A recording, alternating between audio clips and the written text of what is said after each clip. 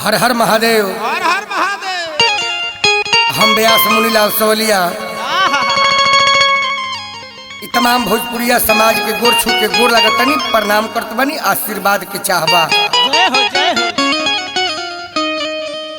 और वह सब पिछला साल के होली सुनले बानी, देखले बानी और प्यार दुलार दिले बानी।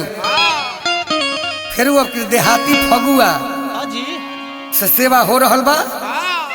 शंभू बाबा बानी, टन बाबा बानी, मंकेश्वर बाबू, बबलू बाबू। एगो मेहरारू कितना दिन से अपना के मर्द के कहत है कि ये बोलमुआ, कितना दिन कहत कहत हो गई। अब भीतरी पहने वाला एगो सामान तू ना किनल, कैसे कहतिया?